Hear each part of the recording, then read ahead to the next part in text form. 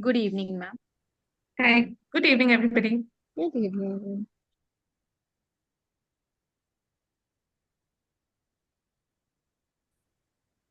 Hi, Sudha. Lovely to have you here. You're such a regular. It's wonderful that you show up for our events. Thank you so much for always making the time for this.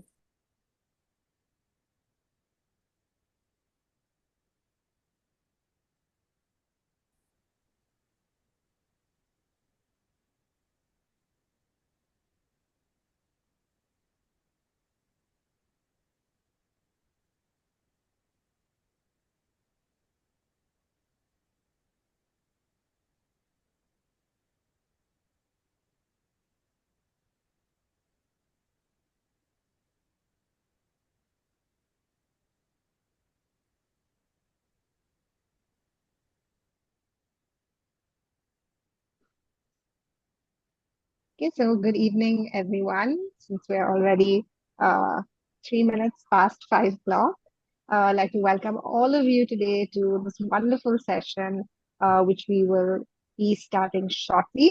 As you know, we are the librarians of India, and we really, really enjoy making children's literature more accessible to other children, to librarians, to other community spaces, schools, and we also really want to be celebrating librarians. So if you are ready to be in the spotlight, or you have a pro tip or a book recommendation to share, please write to us at info@librariansofindia.in, and you'll find us by the same name both on LinkedIn and on Instagram.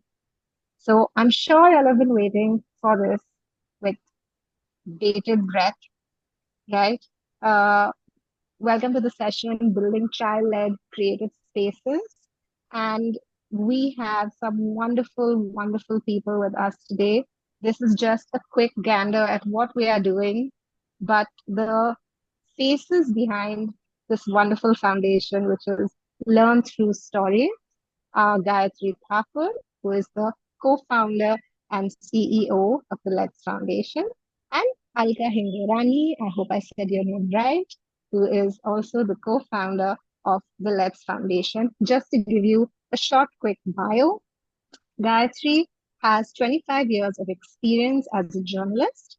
She's an author and entrepreneur and has created children's literature and animated characters across print and digital media. Her leadership at the Tata Center for Technology and Design at IIT Bombay is what led to the birth of Let's. Gayatri believes in the power of collaboration and shares her reflections through her blog, which is called Affectionately G. Alka Hingorani is faculty at IDC School of Design, IIT Bombay. She studied at Sir J.J. College of Architecture, Mumbai, and holds a master's degree in design, which is photography, city and regional planning, and an MA and PhD in the history of art, all from the University of California, Berkeley. Her interests include issues of art, identity, storytelling as an academic practice, and pedagogy that reworks and reimagines the world, carrying creativity into all that is real. You'll also notice on the bottom left corner, there's a little QR code. If you whip out your phones right now, you'll be able to go to the Instagram page of the Let's Foundation. Please do take a moment to do that. They talk about all of their wonderful work over there. In fact, they are also going to be in conversation this week, if I'm not mistaken, discussing their work, which you will find to be their latest post on their Instagram page. Right? And without further ado, I'm going to hand over to Gayatri and Alka to please take it ahead. Thank you very much, Apeksha. Thank you. I'll start the presentation and then Gayathri will join in later. Let me share my screen now.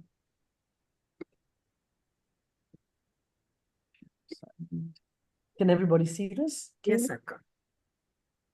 Great. Hello, as Apeksha has already said, my name is Alka Hingorani and I teach at the IDC School of Design in IIT Bombay.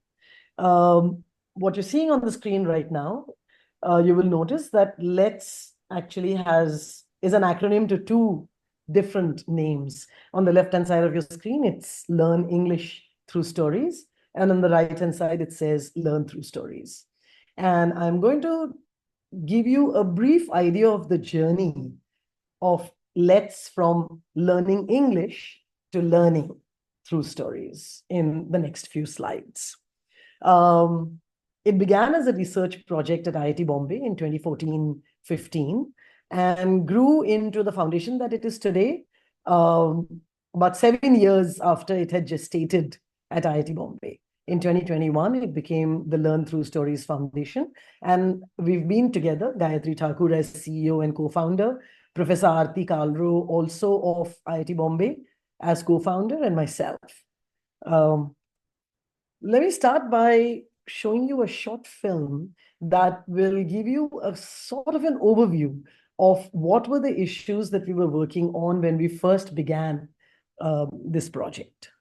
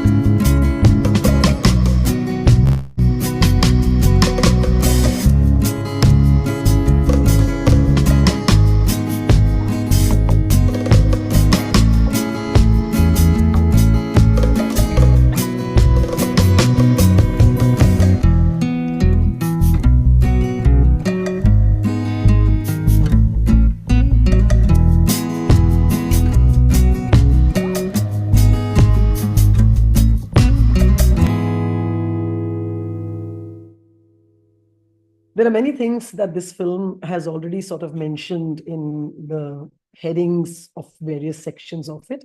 I'm going to talk about them briefly. If there's anything that I miss out and that someone's interested in knowing more about, please feel free to ask me questions about it. There are two schools that are largely represented in this short film. The first one comes from this region. We are in Himachal Pradesh, on the other side of Jalori Pass, for those of you who know the Kullu and the Parvati valleys. And the village name is Khund, and it's at about 9,500 feet above sea level. Really remote location. It's a place that I became acquainted with when I was doing my dissertation research in the Kullu and Parvati valleys. I got to know a few teachers in the high schools over there. And when I returned to visit some of them in 2013-14, one of the things that came up was that they had very little means of teaching the English language to their students. It had been a subject forever and more, of course, but these teachers were now finding the difficulty of teaching English to be a real problem because connectivity had reached the hills. A lot of these teachers had smartphones by this time, and they noticed that there was material on the web that they could use both pedagogically and just as illustrative of the subjects or topics that they were teaching in school. But this is true even now. 10 years ago, it was even more true that upwards of 2/3 of the material on the web is in English. And so not knowing English, which is the way that they had pulled along until that time without any difficulty or problem, not knowing English had become a problem by this time, right? And because their own English was weak, they were like, oh, can you help us figure out how we can teach these kids English so that we can use the web as a teaching tool? Now, one of the things that most of you probably know is that English as a second language or a foreign language has been taught for, since the beginning of time, right? So there are many pedagogies that exist for teaching English as a foreign language or English as a second language. And so one of the things we suggested to them was that they should use those existing pedagogies, cull what is useful to them, and see if that's helpful. When they sought our help for that as well, is when we began to work our way through what existed as methods for teaching English to a population that neither spoke nor heard it.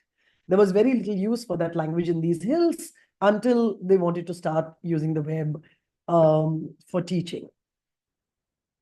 Most of you who have ever worked your way through ESL or EFL methods will know that the thing that they share is their origins in various parts of Europe, which means that they share a certain sense of middle classness, a certain sense of context that from one country to the next can be transferred without much difficulty, can be translated, can be understood.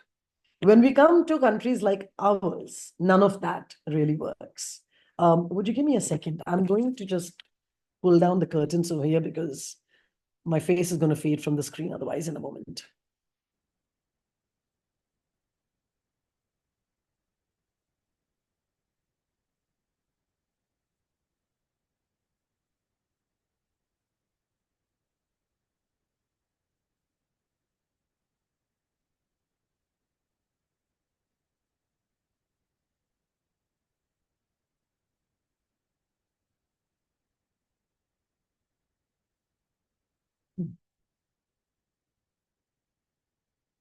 I'm sorry. Thank you for waiting. Anyway, so that was a real difficulty that, you're using material where the language is foreign, of course, but all the ways in which it is being taught are also foreign to you. All the things that it talks about is also foreign to you. And it doesn't mean that you can't learn that way. It just means that it increases the distance on the one hand between the learner and the material to be learned. On the other hand, the learner is never present in the story that they're learning from. And both of those issues, as I speak of this a little bit more, are things that I'm going to highlight. We had begun art workshops in these schools. This school is in Khund. This student is from the school in Khund. We had begun art workshops over there as an ice-breaking exercise. We just thought, it'd be a fun thing to do with kids. They'd get to know us a little bit better. And, we'd see whether we could talk to them about other ways of learning language. What we discovered when we were doing this is a really powerful way of representing yourself, representing your context, telling your story. And even though I'm going to call them storytellers, I do want to make one thing clear.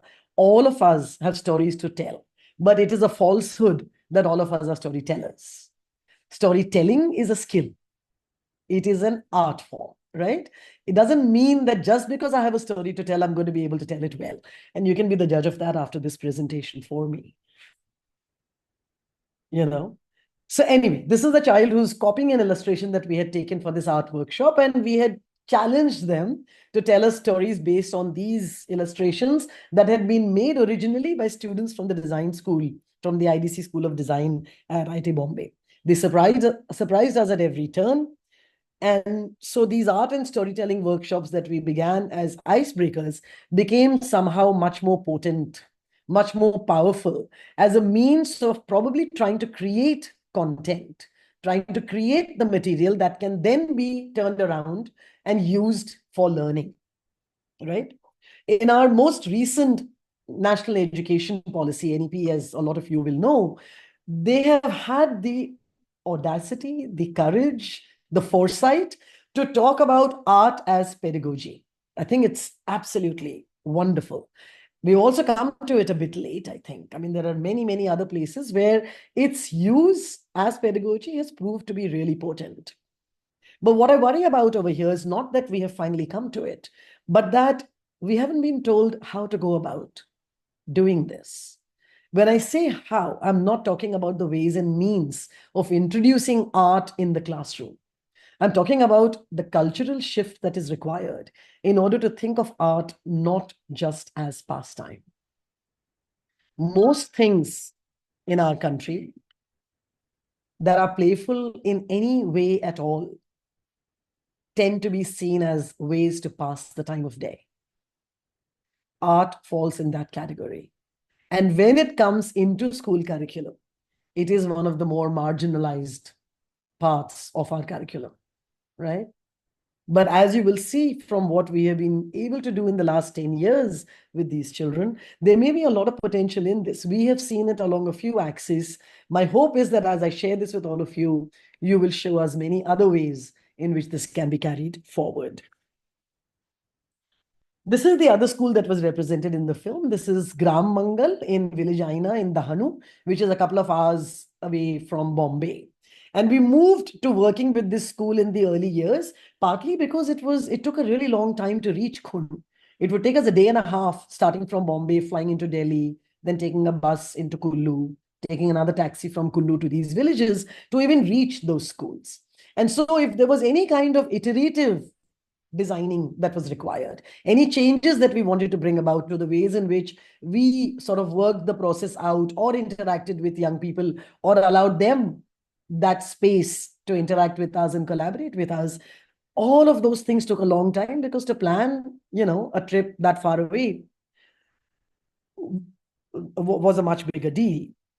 So we moved to this school called Gram Mangal in the Hanu district. And as you can see from these pictures here, it shows one of our early design associates, Aarti Latkar, working with young people and doing the pre-intervention proficiency level test. And we were trying to look at what would happen after we had introduced certain other ways of learning language, and whether that showed a small significant shift after given a period of time in the ways in which language improved for them. You'll see also on this slide that we put down activity-based learning, language acquisition through listening, reading aloud, voice recording, feedback, and so on. All of those were processes that we used, but we used them through art workshops, through illustrations, through storytelling, and then through the materialization of the effort of these children into things that they themselves could use for learning language. As with any language, listening to it is terribly important in order to get a sense of the rhythm, the meter, to understand pronunciation, to be one with the flow and fluency of it. So we used short films that were available on the web, free of cost, with voiceovers and things, and had them listen to these things independent of any oversight. That was one of the other things that we thought was terribly important, that when teachers were present, there was a certain hesitation that these children experienced when learning. And so what we tried to do was create a mode by which these children could access the stories independent of any other adult presence and spend time listening to them and then recording their own voice, repeating those stories. And this is the area in which a lot of them did this. There were two drawbacks with this. There was a lot that's positive. As I said, you're listening to stories, you're getting a sense of what the language is like and so on. But there are two drawbacks to it. The first one is that this is a broadcast medium. All teaching, for the most part, in most schools in our country, follows this broadcast medium. It's unidirectional. Even though we ask for feedback from children and so on, the feedback is also in the mode of questions and answers. The feedback is also invited as a kind of test, right? So learning is considered to be unidirectional in these kinds of modes. And the other is that it's passive. I don't need to make this point any harder than social media has already made it for us in this day and age, where the consumption, the quiet consumption of material that somebody else has created, the ways in which it shuts your mind down, the ways in which you don't participate in it as actively as you would if you were writing a story, if you were even reading it, in fact.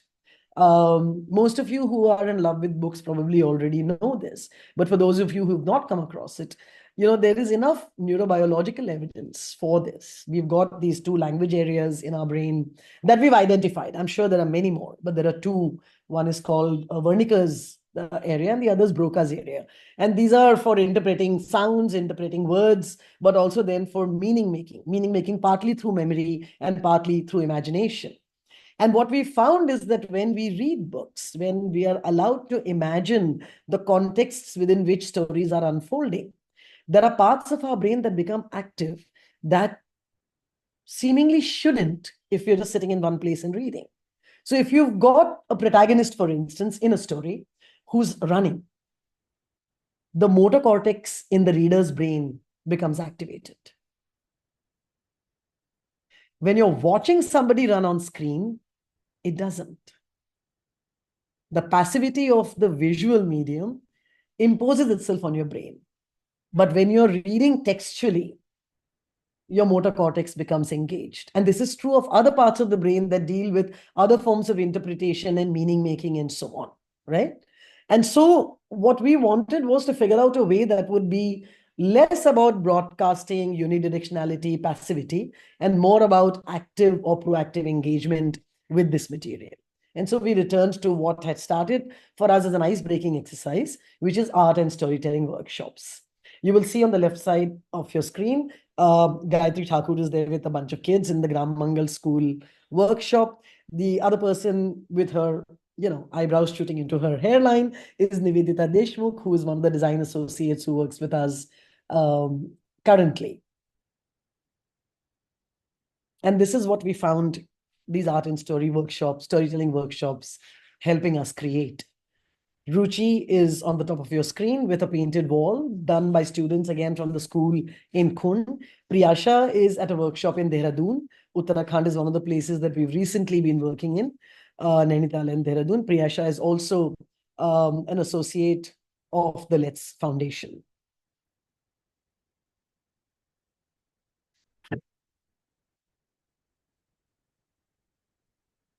And this is what we began to do with children. We began to have them bring together stories that they had thought out, or stories that they had borrowed or heard from anywhere, and illustrate those stories collaboratively, even amongst themselves, not just with us. So there were groups of children who will put together stories, and then they will draw out the stories that they have told us. Pay attention to that peacock on your screen. It's made with found material. And there were many, many peacocks that were made by different children. And then out of those, we select one or more to become part of the book that we are making after it. This, for instance, which is this book. I'm going to try and show you. Gayathri, do you want to open out Rokuru and show it to them? We're also we're trying out different formats of bookmaking as well by this. Yes. It's Rokuru. And we open it to this. Yes, Alka, please talk to them about formats. Yes. You'll see that it's very, very different from the way in which we would open a regular book, or what we call the default idea of what a book should be.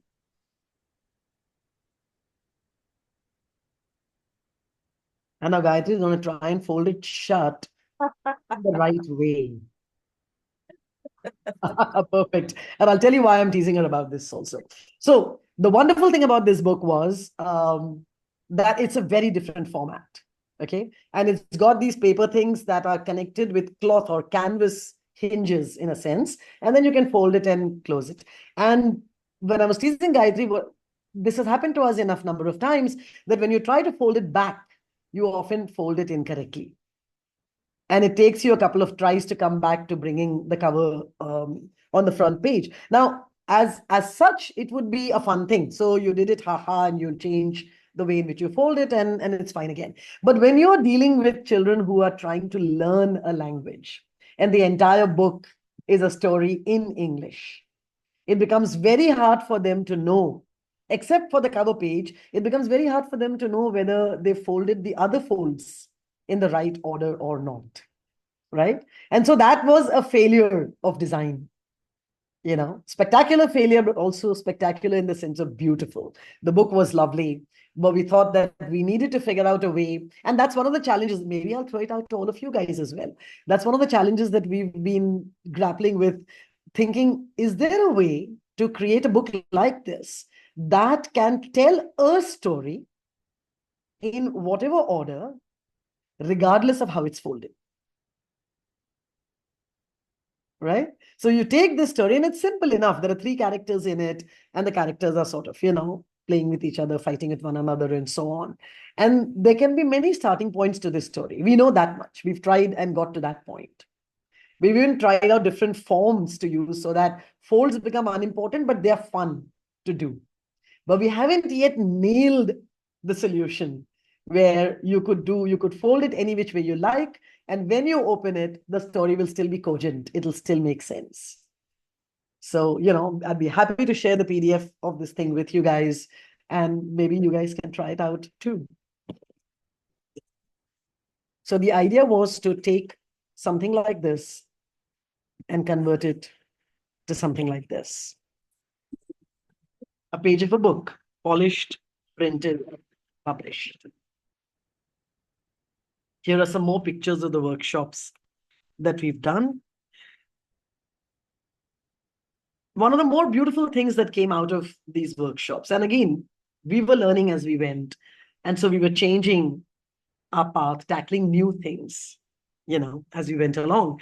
One of the more beautiful things that came out of this workshop is that as we were teaching these children how to convert their stories into books, we were actually teaching them to create books as well. We were teaching them to do page design. We were teaching them to understand what text-image relationship is or can be. We were trying variations on themes, and converting all of this material into things like this. You will notice that this is in Telugu. For those of you who understand it, you might be able to read a few pages too. What these kids were learning to do was to bind these books. Once they had finished drawing it, we'd make multiple copies of every page so that every child, every student could take a copy of this book home with him or her. And then they'd take it home. And oftentimes, for the majority of the kids that we worked with in the early days, this was the first book that they had ever owned. The first book in their personal library. But it wasn't just any old first book. It was a first book that often always in fact, carried their names.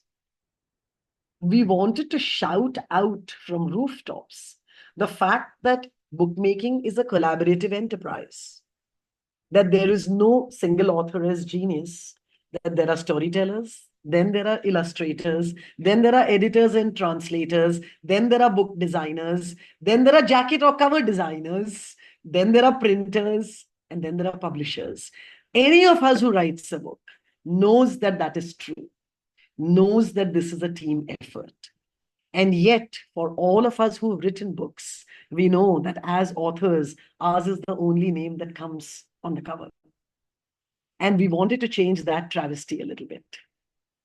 These days, in more recent times, as comic book formats have become much more, graphic novel formats have become much more prevalent, you're beginning to see the names of illustrators become really prominent too. This is like the 21st century, a quarter century in.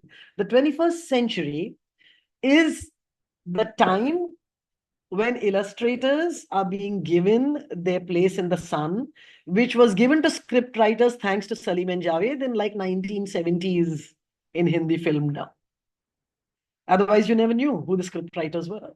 These were the two guys who insisted that their names would be on the posters, on the banners that spoke of the films that they wrote, right? And that's what happened over here.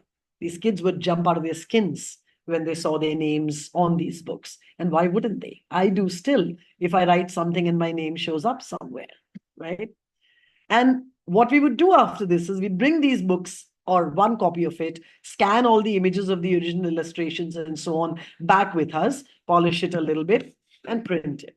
And this is one of the sets of books that exists with us. I wanted to also showcase to you, like this is what it looks like. This is the Telugu version. These are the copies that the kids took home with them, right? And then this becomes this book when it's being used for English language learning. So you have the same story with the names of the same kids, except that there's a translator and editor's name added. There is a book designer who handheld these students in the workshop, who then works on polishing the book design, and this is what goes to them. These books then, 3 to 6 copies of it return to their school libraries.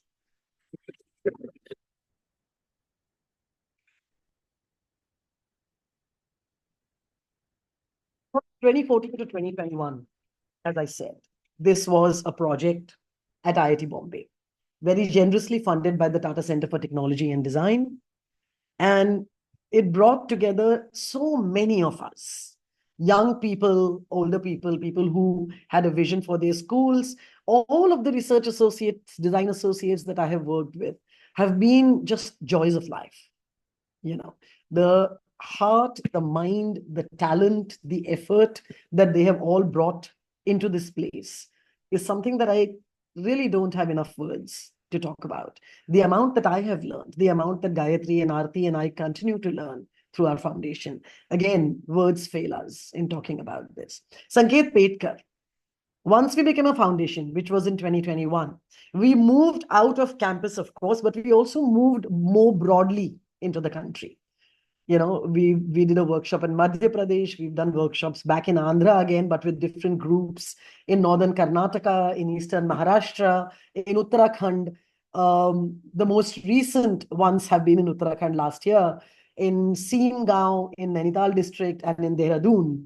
And this particular video that I'm going to share with you right now is a little excerpt from one of the earliest books that we made with these kids. I'll show you the book also. Do you have the monster and the little boy with you, Gayathri? Would you like to show that a little? No? Okay, let me show it then.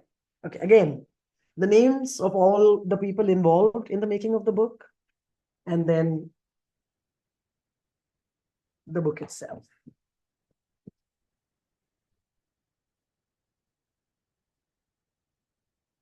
Right? And this is the story of Bhuka the monster. And Sanket, who's an award-winning book illustrator and designer, absolutely all-round wonderful human being, and who has a deep love of theater and performance, decided that we need to include performance in our storytelling and art workshops. And he said that when children are asked to imagine a character and then to inhabit that character, they will write them differently. And it proved to be true in this workshop that we did at the Happy Children's Library, our first library setup workshop, in fact, in Seam last year. नहीं, मैं हूं भूखा, सदियों से भूखा। मेरी माँ सातारा के चुड़ैल के यहाँ घर के यहाँ काम करती थी, और मेरा बाप शैतान के ड्राइवर के साथ पत्ते खेलता था। पत्ते पत्ते जानते हो? पत्ते खेलता था। खानदानी राक्षस हूं मैं, खानदानी, एकदम खानदानी राक्षस हूं।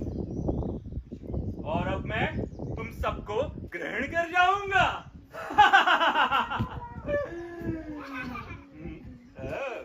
मैं खाऊं।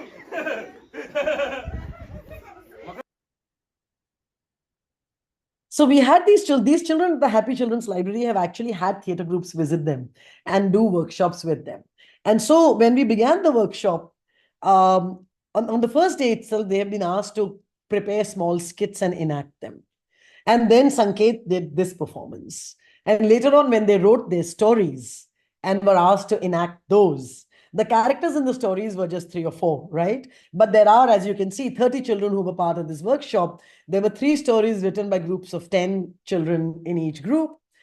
And we challenged them to not use any props except their own bodies, so that children had to be rocks, children had to be trees, children had to be monkeys or humans or monsters.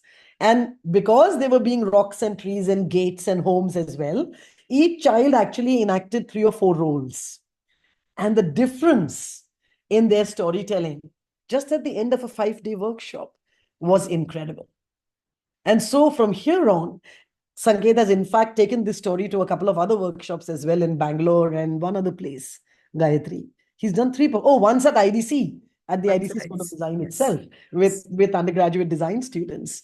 And our aim is now to take all the stories that have been put together by us with these children and see if we can create performance pieces right?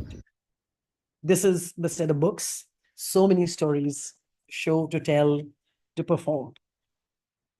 I mentioned earlier, you will remember, the importance of listening to language in order to be able to understand its flow and its rhythm and its meter, but also pronunciation, right? And in service of that aim, one other thing that we tried to do, given that I am at the design school and there are animation students with us, we thought that we would convert some of these stories into animation films. Before that, we also have an app that uses PDFs of the books with theater artists giving voiceovers for those stories, and where children can listen to these stories on their mobile phones, right? It's called the Let's Read Aloud app. And we'll talk about that a little later if anybody's interested in knowing more about it. But this is one axis on which we are working these days. Early on, we were also making animation films of our short stories. And here is a little video about animation at Let's.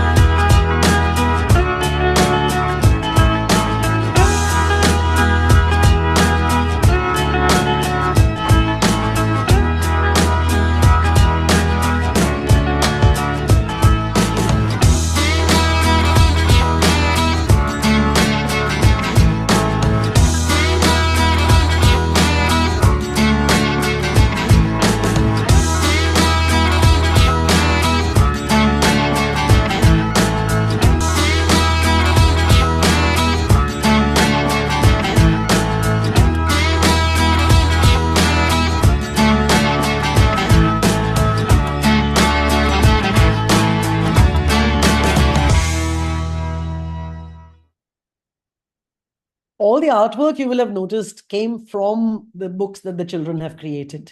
This was a particular challenge for these animation students for two reasons. One is that the artwork it's complete, right? The books are complete. So whatever drawings the children have made, although not all of them have been used, they have stances of the protagonists, the creatures in the story and so on, that are very fixed and particular.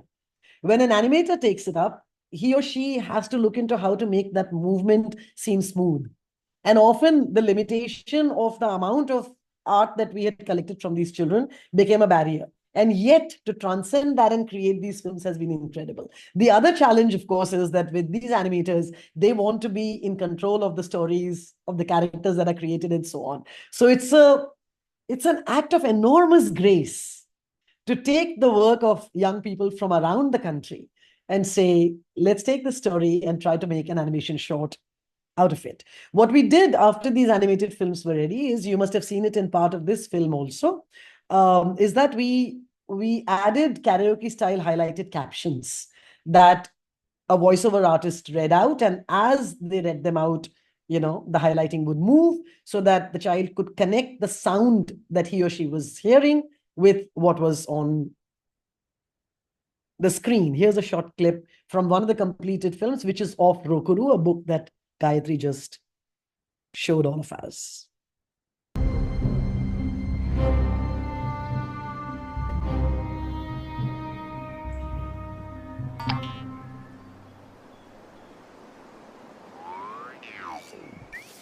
In a forest lived a peacock. He loved eating ghee.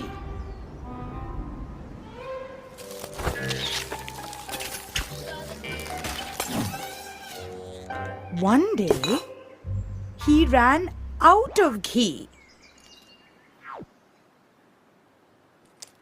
He was angry. He thought of his friend, the rooster. The rooster was really tired. He had spent all morning crowing. Rooster, Rooster! Will you get me some ghee from the market? The rooster did not want to go anywhere. He also had to look after his children. But he was afraid of the peacock's anger. So he agreed.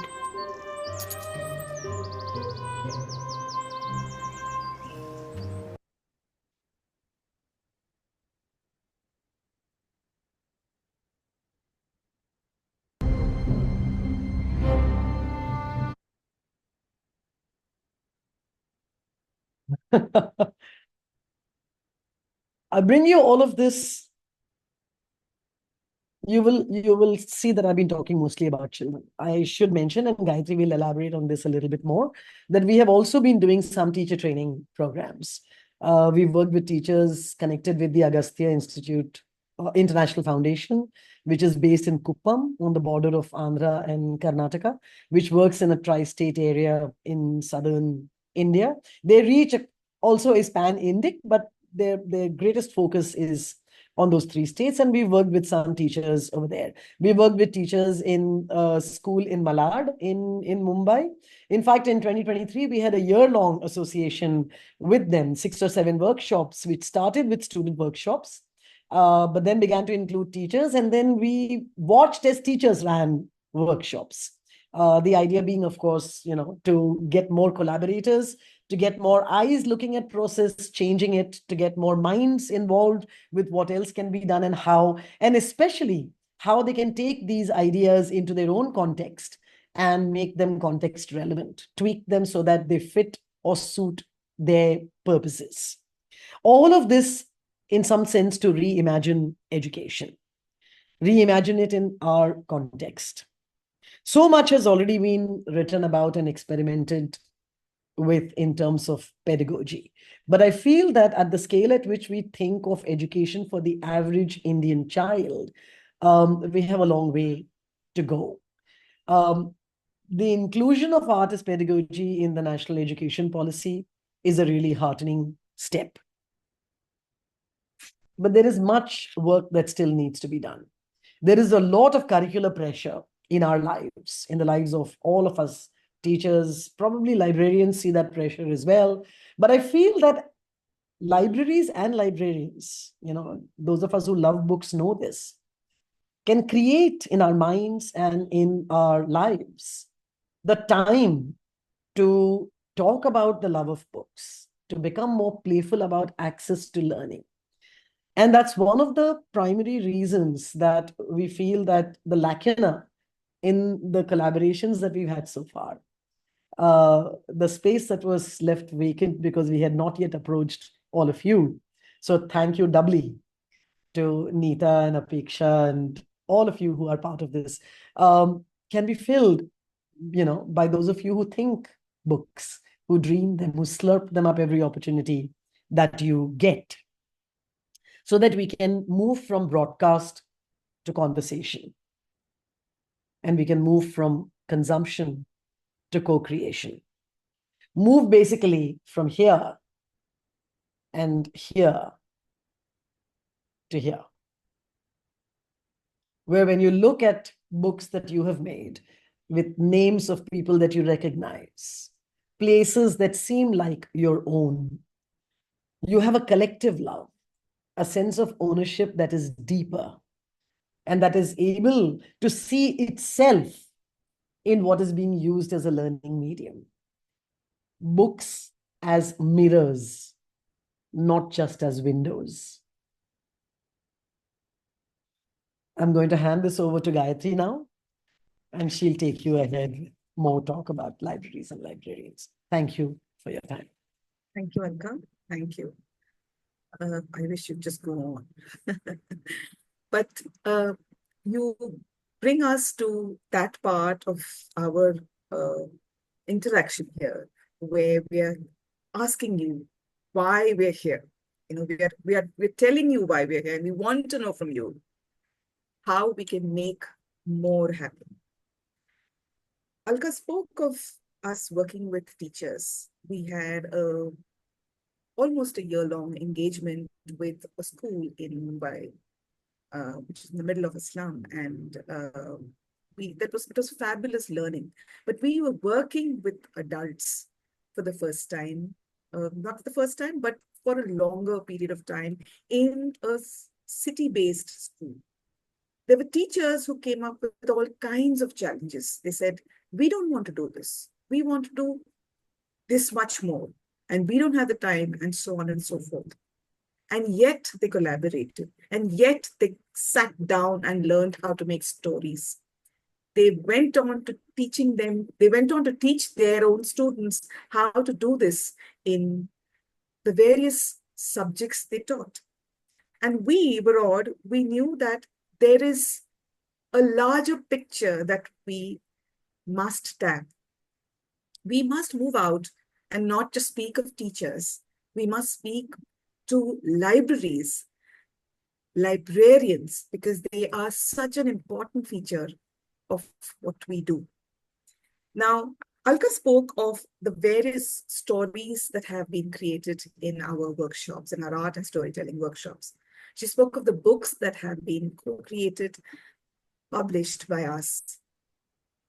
But let me also add here that these very books have gone to not just these communities and schools, but to rural libraries across 14 states in the country.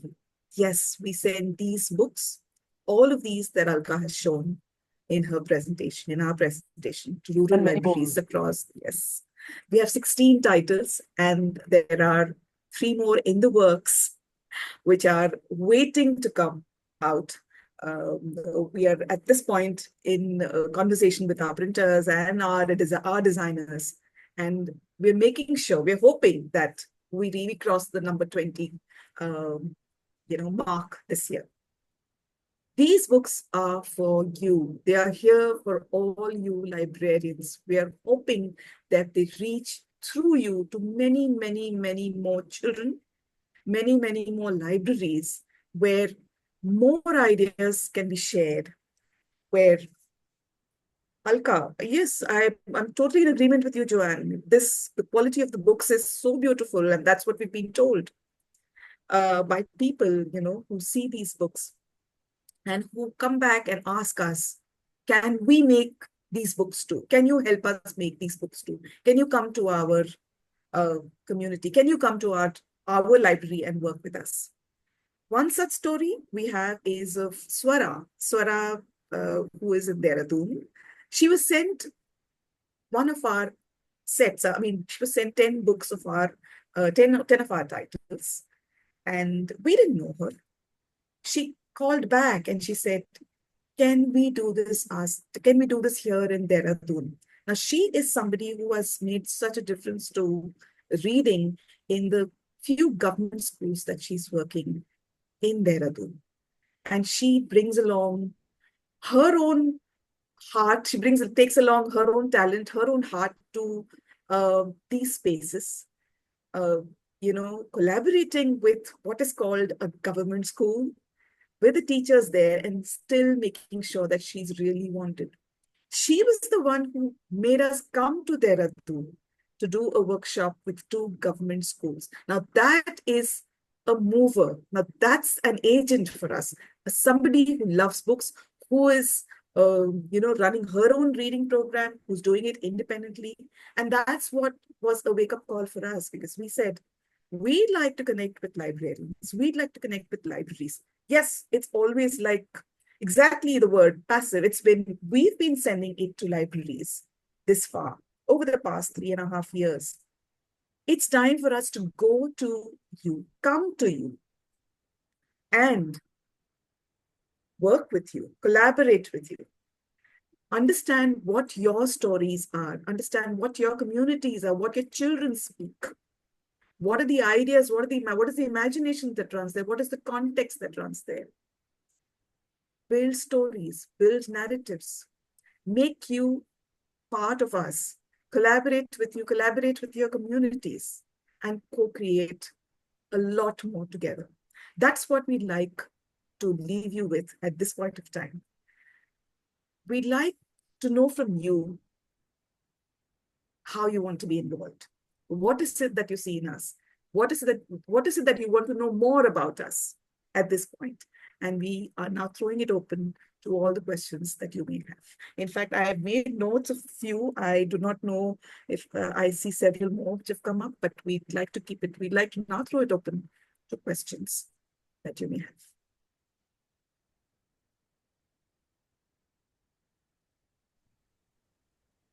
Hello, ma'am. Can you hear me? Yes, so Shweta, you had a lovely question. You wanted to know about the Read-Aloud app. That I remember Yes, I seeing. actually have multiple questions. Okay, please shoot.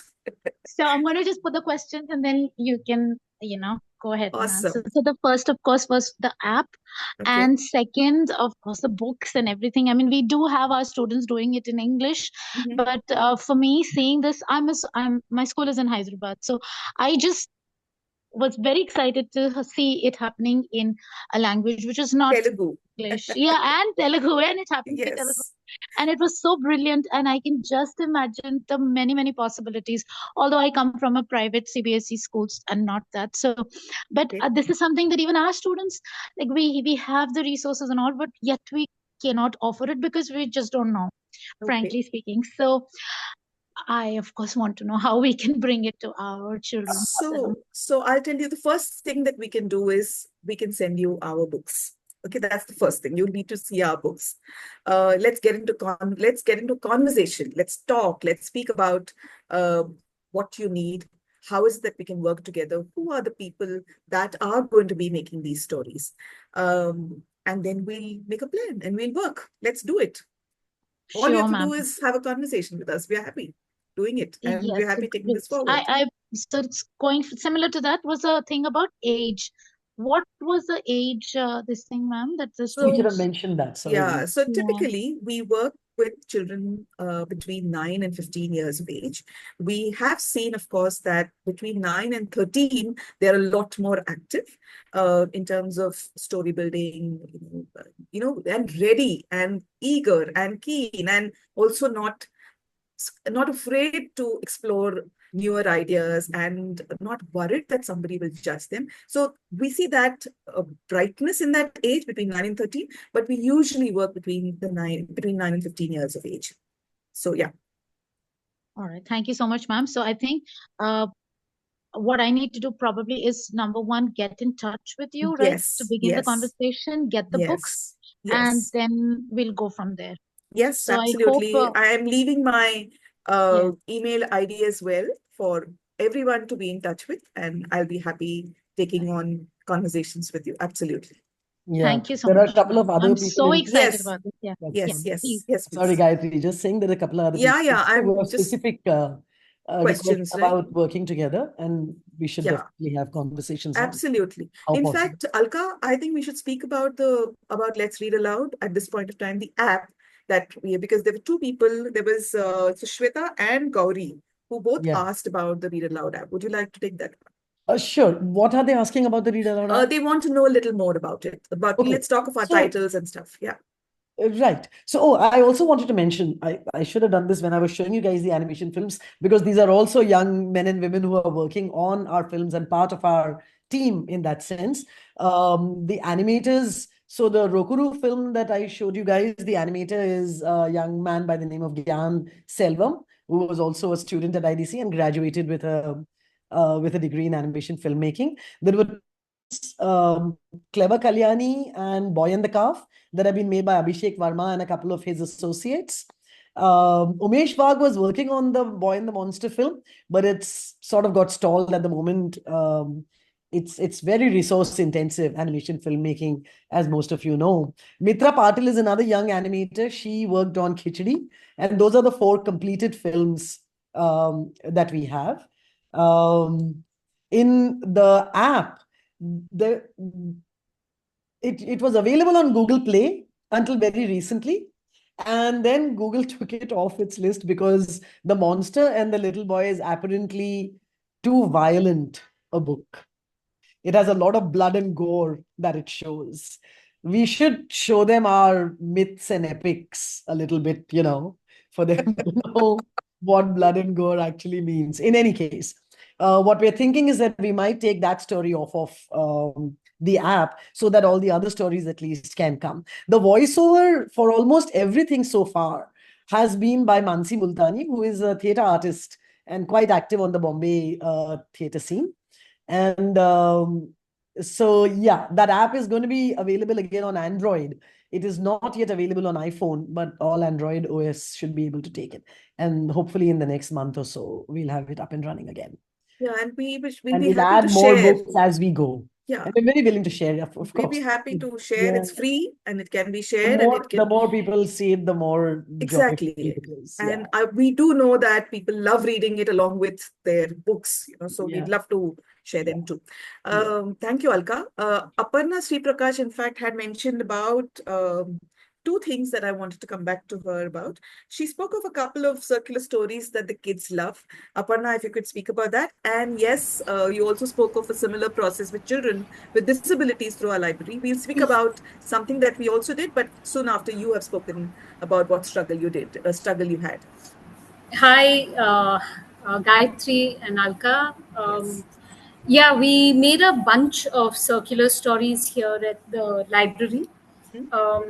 And we haven't tied them together in any way because children work better when everything is left a bit free. They go in a gigantic envelope to the children, and they they just organize it and retell it in any way they want.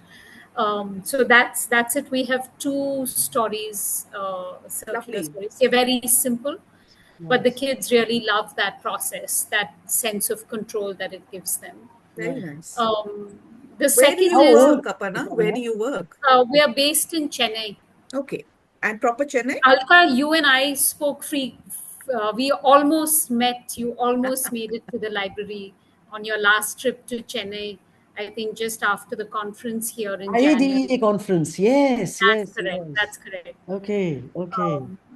So it is the Chennai taxi drivers who abandoned me. that is absolutely right. It was the Chennai right. taxi drivers that Two interfered. of them cancelled on me after making me wait 2 hours. Yes, I remember. I remember. What is the age group, Aparna, that you are talking about? These children? We serve children.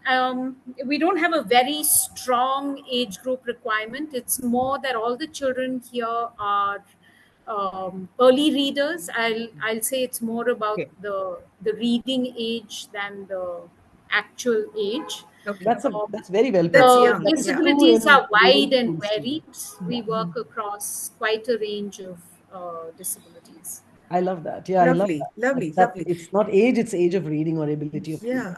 You spoke of, you've also written about working with children with disabilities. In fact, I'd like to mention here that there was a particular collaboration we've had with the Disability Entrepreneurship and Leadership Foundation in Gadag in Karnataka.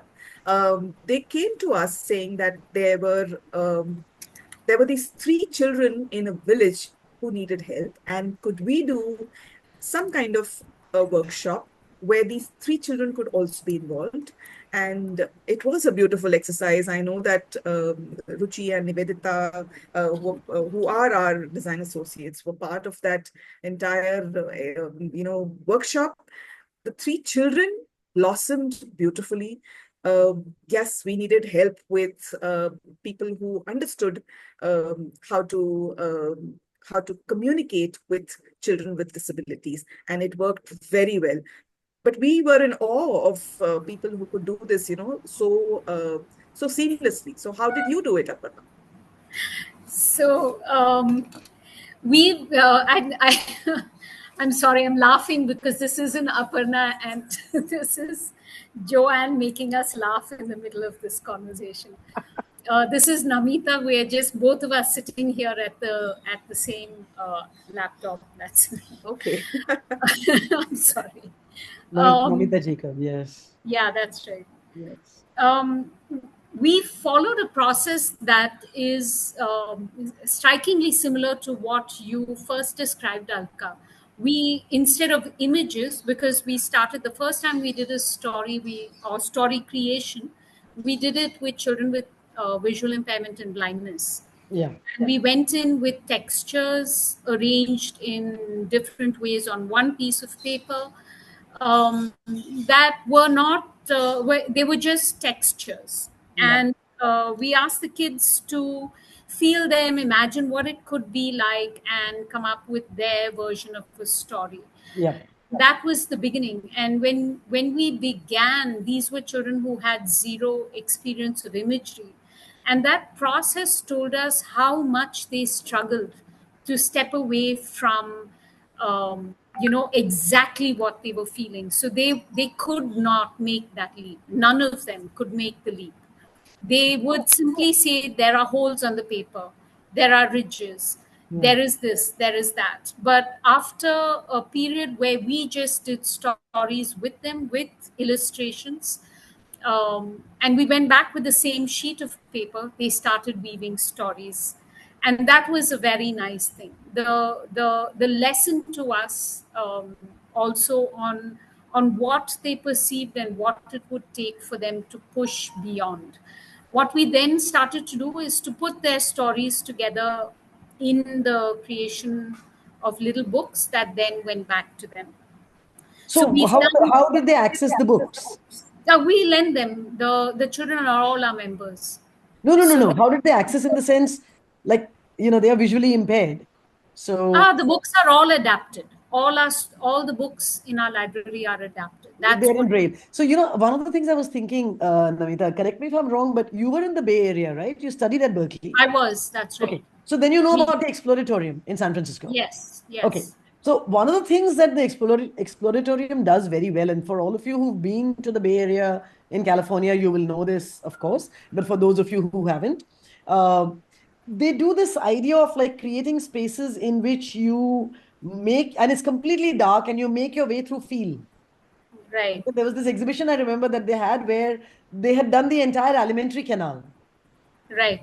Okay, and you start from the mouth and you end at the rectum or the anus, right? Now, what I'm saying is for those parts of the body that we can feel, for instance, how do the teeth feel as they are arrayed in our jawline?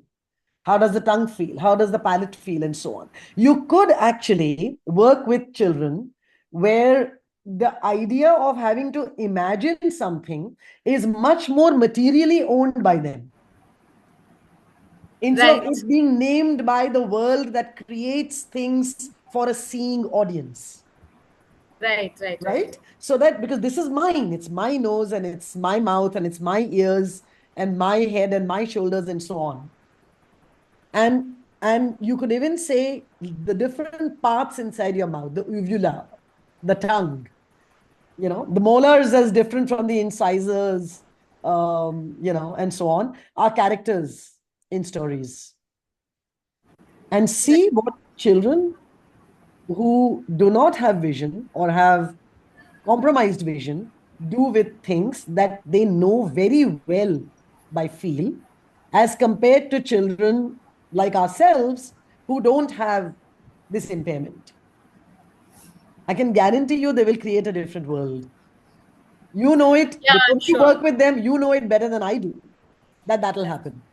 But constantly to ask, this is one of the difficulties, right? To constantly ask people whom we read as impaired to find a way to understand our world as if that has ascendancy.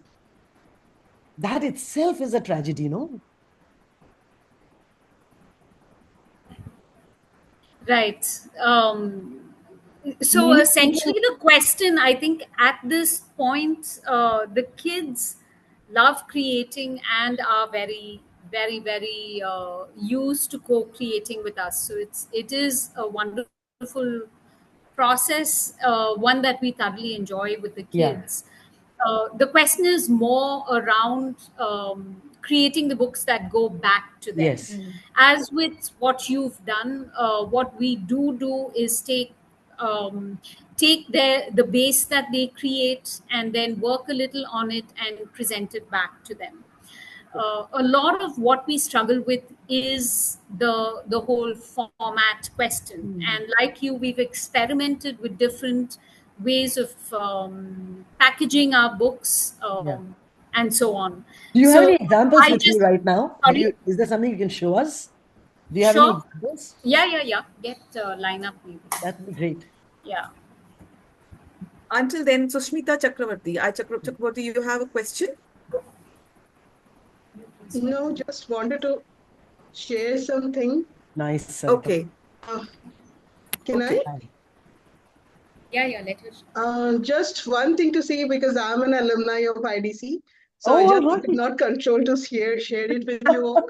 Awesome. Alka, thank you for this session. Thank And you. it's get back me to my student Lovely. life. When did you graduate from IDC? Sorry? When did you graduate from IDC? 2011. I did Oh, my that's it. I missed you. Just. I joined after that. Yeah. Yes. So, but what I wanted to just to add to this, I'm working on a project which is not for kids, but I am now in Calcutta. So I found like while I was studying the elder group aged people in Calcutta, because many of us have gone, like younger group have just migrated to different places, and fathers and grandfathers and all elderly people are left out here. It's a huge crowd. So we started working with their mental status and found that they have many stories to tell. It just, we cannot like differentiate it between the kids, how they want to like articulate their stories, but this elderly persons are also looking to articulate their feelings, their experience, and all these things. So I've started working with them, and it's such a lovely experience for us. Awesome. That how they are articulating that, how they have grown up their children, what are the morals they are looking into, and now how they're feeling about.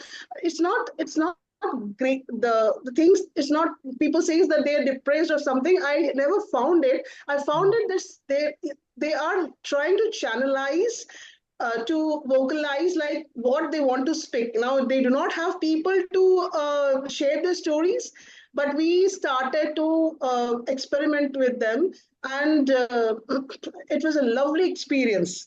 Like how storytelling is also helping them to come out from the trauma that they are alone. Yes. Thank you for sharing. Thank you for sharing that. Thank you. More power to you. Yes, absolutely. Aparna. Aparna, Namita. Yeah. Was it Aparna? Namita? I thought it was Aparna. Aparna and Namita together. Together, okay. Okay, that is a joke. I missed. Alka, Gayathri, sorry to interrupt. Do you just want to stop screen share so that anything that's being visually shown? There are things that Gayathri actually has to show in this, but she's going to show it at the end of this. At the end, yeah. So maybe we can share screen again in a moment, Gayathri. Yeah, you can. Is that all right? Yeah. Yeah, okay. yeah, absolutely. Thank you. Yes, so, Aparna and Namita. Yes. This is one of the books that we have, and here it's about a child lining up a different set of things. And here we have used different textures to depict different part of the room. Like, for example, it's a different rooms in the house. Yeah. So like ending in the door. And then it's just nice. Very nice. And the child lines up, and like you see here, we have like tile floor. Yeah. And then reaches back to his mom. Right. Very nice. So we do work with books. How is the mother and the child being shown? How does the child know she or he has reached the mother? Are they so pop-up figures? No. No. They are just cut out. They are like kind of embossed, right? Like there is a they are felt in. Yeah. And essentially what they get is the difference in height. Yes. And that's it. It can be boy or girl, that's up to them. Yes, exactly. There's a boy in the story, but they tend to do what they want. Yes. Nice. As it should. This is a magnetized strip. Okay. So that as they line items up, they remain static and they don't roll off on the page. Right. Lovely. lot of effort.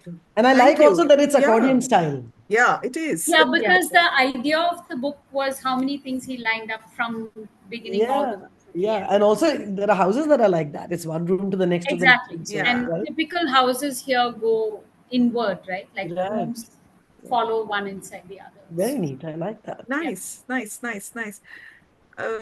you, Aparna. Thank you, Namita. Thank you. Thank you. I would like to take our attention to Atri Ghoshal, who has spoken of how she's an educator with low-income and first-generation learners from migrant families in Kolkata.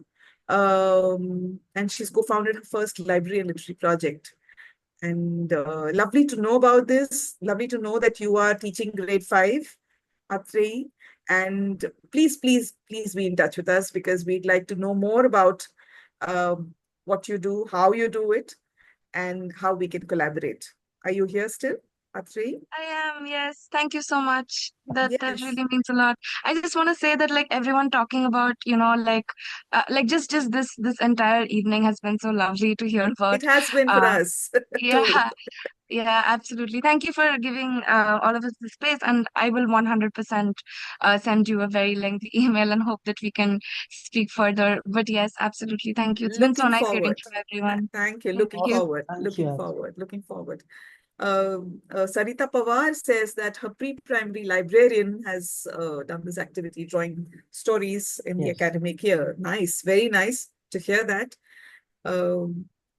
Yes, so that's how we are. That's where we'd like to basically take many along with us. We specifically speak of librarians here because I have done a library educators course. I have friends who are library educators as well, and I have tried understanding what it is that brings them to this particular this particular field, because it's different. It's not what a teacher is. It's so much more than what a teacher does in a primary school, and yet so often not spoken about. Our work, our books go to schools, and it is the librarian who actually removes them out of the packs and takes it to the children. Our books are read out by the librarians, are impressed upon. I mean, the children open them thanks to the librarian. And we know so little of them. We don't know enough librarians and library educators across the country. We'd like to do that. I mean, we very proudly say that we've reached over 140 rural libraries already. And we can speak of very few librarians who we are working with at this point. And that says so much already, that here we are. I mean, we work with children. We will continue doing that. We work with teachers. We'll continue doing that. In fact, as we speak, we are about to roll out a teacher training program in rural Dehradun. Oh, yes. With teachers from 4 different schools that are run by not-for-profits. They have approached us for this last year. In fact, we tried applying for a grant. It didn't work. A few of our donors came ahead and said, let's make this happen, because this was a geography where the teachers came and told us that nobody comes and works with them. There are no interventions that the teachers receive. And that's when we said, these are the people we like to work with. So what I'm trying to convey here is, we like to work with people who we know work a lot. We know who work in a very unidentified space, and yet very little is spoken of them. And that includes, to a very large part, the librarians. And because we also take our stories to libraries, to librarians, let's include them in our midst. Let's learn from them. Let's collaborate with them. Let's have them lead the children. Let's have them follow the children. And let's make many more geographies come together through this collaboration. And that's what we'd like to do. We are hoping that today's conversation, today's interaction with you has left a little thought saying, I'd like to be in touch with the Learn Through Stories Foundation. I'd like to be in touch with Alka. with Gayathri. I'd like to know more. I'd like to work more. I'd like to have them come and see what we do. Look at what wonderful things we do. They should come and see what we'd love that. We'd love to come with you, work with you, come to every geography, every corner that you are in. And we'll gladly do that because we love going to rural places, to remote areas. And that is for us a very important connect because that's how this teacher training program, in fact, came about. In fact, rural libraries in rural Karnataka, which are affiliated with the Gram Panchayat of Karnataka, there is a need there. There has been a need that's been shared with us. They have asked if we can do a longer engagement with the librarians of Karnataka. Now, well, if that is something we're already working on, we'd love it to know. We'd love it to do it with many, many more of you, to be able to build something together and to have you take the lead. So thank you very much. It's been lovely talking to you. Alka, if them with that one last slide, tell them what we think, if that's possible for you. If you could share that one last slide. Give me a second, yeah. Yes, I'm Gauri. I have shared I've shared our details. I will share them again so that you can be in touch with me.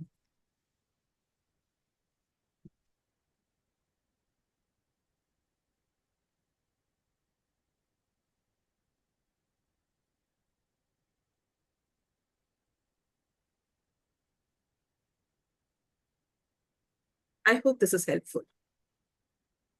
Yeah, there's just one thing that I wanted to say, an addendum to what Gayathri has said about libraries, and all of you wonderful people who work around books.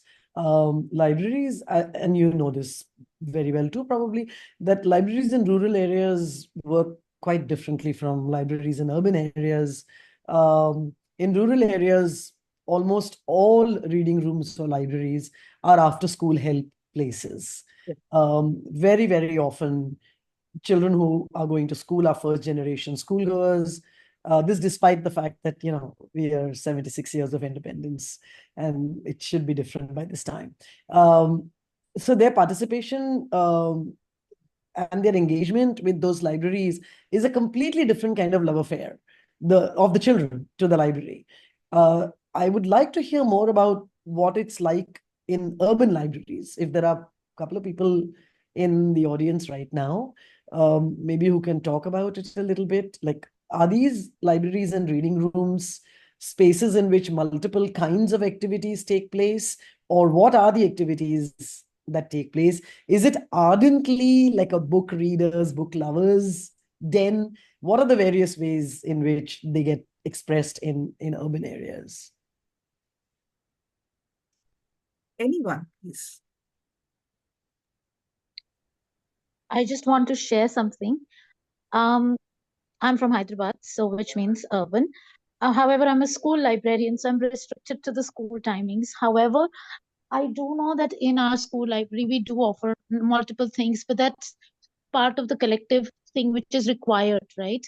But I do know that there are some niche libraries which are run by individuals here in Hyderabad, where they do try to, but I think it's again restricted to summer projects or like an online summer project. So in terms of your school library, sorry to interrupt you, but in terms of your school library, when you say that, it's restricted to whatever is planned, what are the kinds of things that are planned in the school library?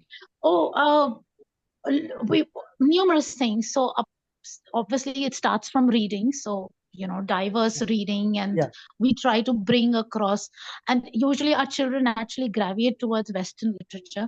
So we do try to bring in a lot of, literature and a showcase from Indian authors and Indian illustrators and bring it together. So if you like this book, this is something which is similar, and also bringing in books written in regional languages. So we have our own little challenge here.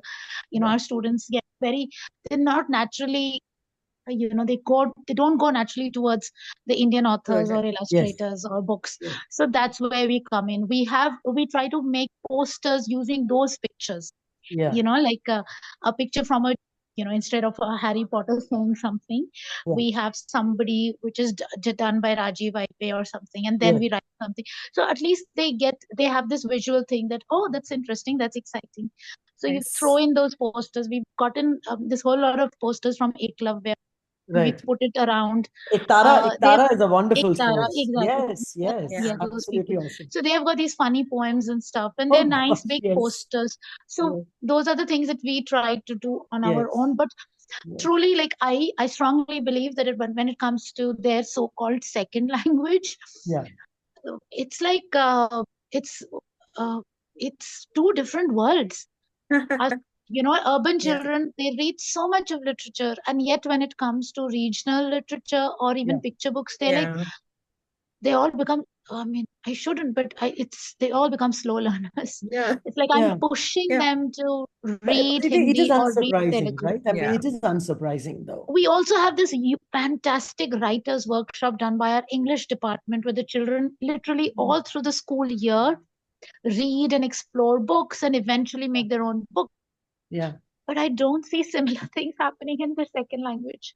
And that's why I actually wanted to connect with you, because it seemed so seamless that you all did it with all these things. But I Yes, know. this is one of the, you know, when I was talking about earlier, like the third point over here on this slide, changing the landscape of children's literature. We, of course, all of us know that this is not the fault of the young people, right? This is not the fault of the children, that they are drawn much more towards Western authors or Western literature and so on. We have done a really great disservice to ourselves and to our children and to generations that were children 50 years ago and that will be children 50 years from now, frankly. We have a country with 22 official languages and we have no translators. We have literature that is rich in every state that you can think of and in multiple languages in every state. But we have absolutely no respect for teachers. We have no respect for translators. We have no revenue. We have no funding for this kind of thing, you know? And so you know, look at the production quality of the books in India also. I'm sorry to cut you across, but even apart from regional language, even in English, we were trying to curate folk tales from Telangana. And we were actually unable to, we wanted them in English only.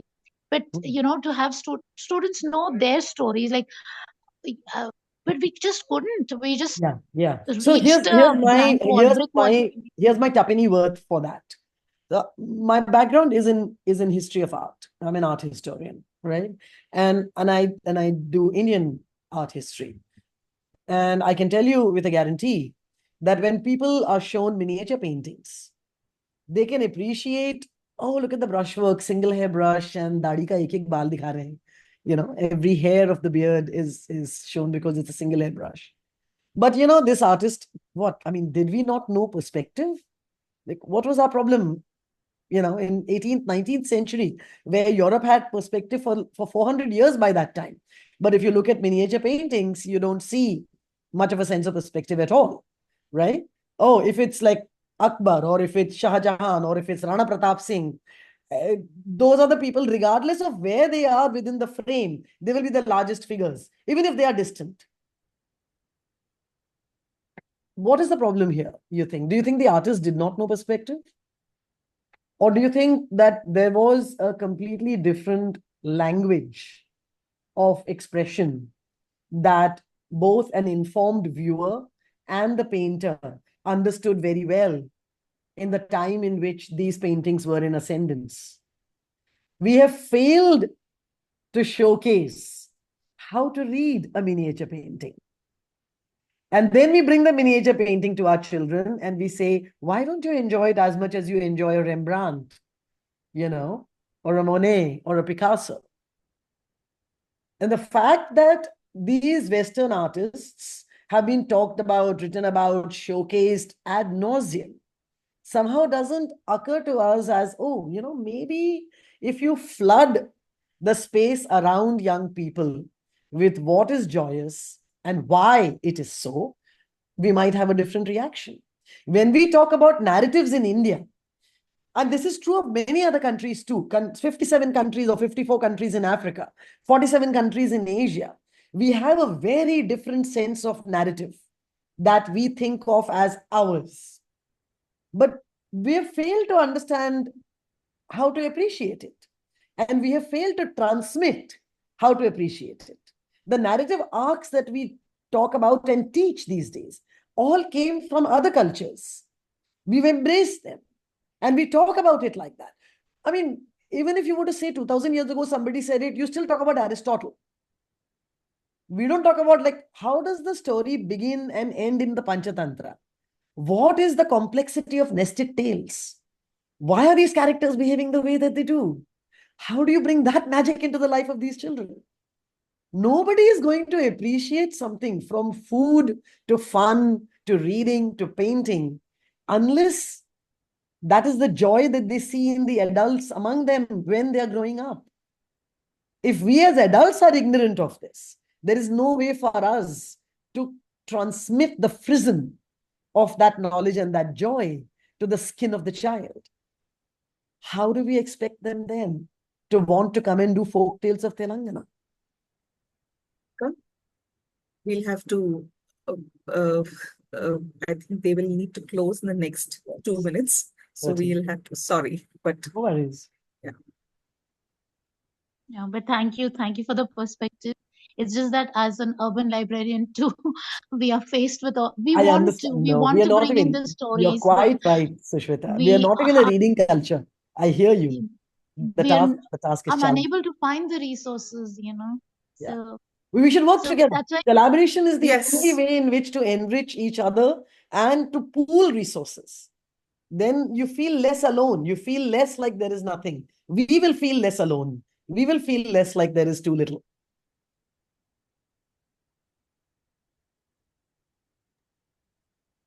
thank you for anyways the conversation. Sure thing. Sure thing. Thank you.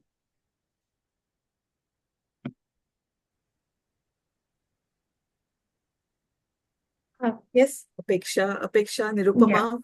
Thank you. Hi, yeah, thank you so much, Gayathri and Alka. May I just request you to stop sharing your screen? Of course. Just you can just see the I keep participants. forgetting to do that. So sorry. No worries at all. I think I really take the liberty and speak for everybody that this was absolutely riveting. We've just been listening to all that you had to share. You've taken us from the valleys of Himachal right into the beautiful, inner, rich, imaginative worlds of children. And really, I mean, just speaking about the role of the adult in children's lives, talking about how these stories need to be told and context and text. I think I've listened to every single word that has come out Thank you. today. It's very kind of you. And the beautiful, beautiful books that you all have created with these children. Love them too. Thank you. These children are creative. Absolutely amazing. Just I think the greatest, you've told us so much about art, design, storytelling. I don't know, like the conversation just flowed so beautifully. And we can't thank you enough for it, because when Apeksha, Neeta and I, when we had this idea and said we want to build this community for librarians, this is exactly what we were hoping for. That awesome. There is so much value to the work that librarians bring. Yes. There is so much that in terms of reading, in terms of what the power of books can do for children.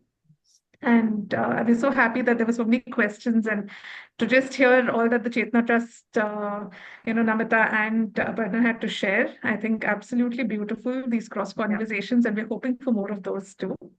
So thank you so much on behalf of Librarians of India, and I extend our gratitude for doing this for us. And you've given us the perfect start to the weekend. That's very kind of you, Nirvama. This is really, and thank you, all of you, for giving us the opportunity to be here. Gayathri and I have been excited about this too. Yes. Aarti, I'm sorry that Aarti could not be here. She also wanted this, but there were other clashing sort of commitments that she had to attend to. The third of us as a triad. But it's just been lovely. Thank you, everybody, for coming, for participating, and for talking to us. And we're looking forward to every conversation that this is going to take ahead.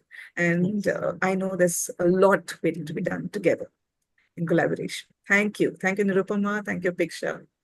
And thank you, Neeta, for making this happen. Nirupama, do you also just want to share that link? I can't Yeah, I'm locate it just in the putting a chat for Padlet link. everybody before they Yeah, I'm leave. just sharing the Padlet link with everybody. If y'all can just show us some love, please write back to us on that. And, we'd love to share it with Alka and Gayatri. And it also gives us a sense of, what the kind of seminars, webinars people are interested in. So it'll be lovely to hear from the audience too. Here's the link. I hope everyone can see it. Yeah. Yeah, great. Gayatri, And throughout this, sorry, Nirupama, just go ahead, Neeta, one go ahead. little thing. Throughout this, I was just blessing Sachi for having connected us, connected right? the two of us. No, I had no idea at the time where this was going to lead, but I said, what's wrong in a conversation? Let's start somewhere. And look Exactly.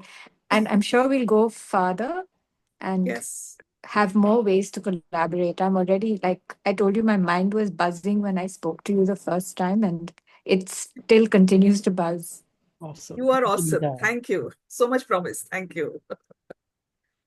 Thank you. Nirupama, Apeksha, Neeta, and everybody else who's here. Yes, thank you. I know Joanne is here. I know Namita is here. And all these other new people that I have talked to today. Thank you so very much. A pleasure, totally. Thank you, everyone. Thank you. Apeksha, can we leave? Is it okay? Can we just Apeksha? ask you to just wait for a minute while Yeah. everybody leaves? Yeah. We will remove the spotlight. Okay. And you. I think we can stop the recording and streaming over